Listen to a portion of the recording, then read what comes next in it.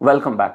IPL लेने के बाद बहुत सारे लोगों का सवाल है कि अगर ब्लीडिंग हो जाती है तो क्या फिर प्रेगनेंसी के चांसेस रहते हैं या नहीं। तो अगर सही से प्रॉपरली ब्लीडिंग हुई है तो ऐसे में फिर प्रेगनेंसी के चांसेस नहीं होते। इस ब्लीडिंग को आप विड्रॉल ब्लीडिंग भी कहते हैं या फिर आप पीरियड भी कह सकते हैं। बट सिंपल भाषा में अगर इसको समझे तो ये है कि टैबलेट लेने के बाद टैबलेट के इफेक्ट से जो पीरियड आता है उसे विड्रॉल ब्लीडिंग कहते हैं, और जो नेचुरल आ जाते हैं जिसमें कोई टैबलेट नहीं ली जाती, जो कि रेगुलर होते हैं, उन्हें पीरियड कहते हैं। तो इसलिए फर्क कुछ भी नहीं है, बट ये है कि जहां पर आपको प्रेगनेंसी नहीं चाहिए तो ऐसे में आपने टैबलेट का इस्तेमाल किया और उसके इफेक्ट की वजह से जो पीरियड आ गया उसे आप विड्रॉल ब्लीडिंग कहेंगे या फिर ब्लीडिंग कहेंगे। तो अगर ये हो जाती है प्रॉपरली सही से तो फिर इसके बाद प्रेगनेंसी के चांसेस खत्म हो जाते हैं। लेकिन उसके बाद भी बहुत सारे लोगों में कुछ डर सा रहता है और कंफ्यूजन भी बना रहता है, और जानकारी होने के बाद भी उनको ये लगता है कि नहीं, हमें इसको कंफर्म करना है कि प्रेगनेंसी है या नहीं।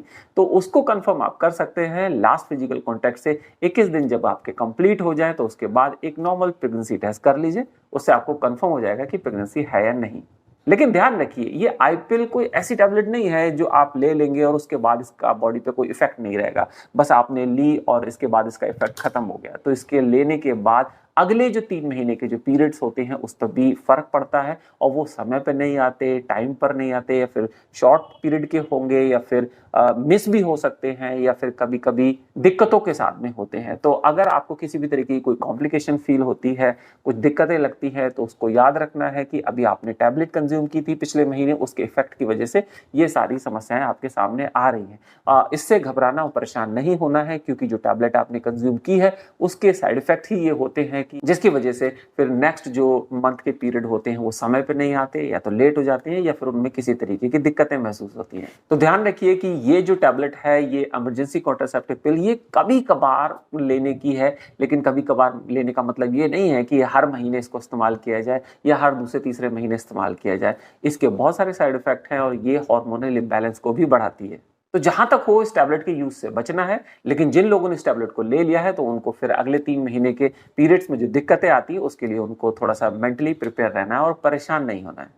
आईपीएल से रिलेटेड आपके और भी बहुत सारे सवाल रहते हैं, इरेगुलर पीरियड से जुड़े हुए बहुत सारे सवाल रहते हैं, टैबलेट के कंजम्पशन से लेके बहुत सारे सवाल रहते हैं। तो इन सभी सवालों के जवाब मैंने ऑलमोस्ट कवर कर रखे हैं, और उन वीडियोस की लिस्ट का मैं लिंक भी आपको नीचे डिस्क्रिप्शन बॉक्स में दे दूंगा, जिससे एक ही प्लेस में आपको पूरी लिस्ट मिल जाए, और जो आपका सवाल है, जो क्वेरी, वो आप वहां से देखकर आराम से उसमें सीख सकें। इसके अलावा आप डायरेक्ट कॉल करके भी अपनी डाउट्स को क्लियर कर सकते हैं। ये कॉल मी फॉर ऐप का एक ऑप्शन है और इसके थ्रू डायरेक्ट आप कॉल कर सकते हैं। इसका भी लिंक मैं नीचे डिस्क्रिप्शन बॉक्स में दे दूंगा।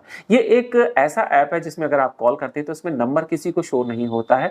वहां पर जो ऐप है, ऐप का एक जनरेटेड नंबर आता है, बस वही शो होता है। तो इसलिए ये पूरी तरीके से सिक्योर है। अगर इससे आप कॉल करते हैं तो आपका नंबर किसी को दूसरे को दिखाई नहीं दे सकता, इवन मुझे भी नहीं। तो इसलिए बहुत सारे लोगों का इससे रिलेटेड भी ये सवाल था कि क्या सर ये सेफ एंड सिक्योर है। तो बिल्कुल ये सेफ एंड सिक्योर है। एंड इसके अलावा अगर आपके ये क्वेश्चन रहते हैं कि प्रेगनेंसी के मोस्ट फर्टाइल डेज कौन से होते हैं और कौन से नहीं, तो उसकी जानकारी ऑलरेडी मैंने इस वीडियो में दे रखी है। इसके थ्रू भी आप पूरी जानकारी ले सकते हैं, जिससे कि एक बेटर फ्यूचर प्लानिंग कर पाए। तो मिलते हैं नए वीडियो में एक नए टॉपिक के साथ। Till then keep smiling, see you in next video.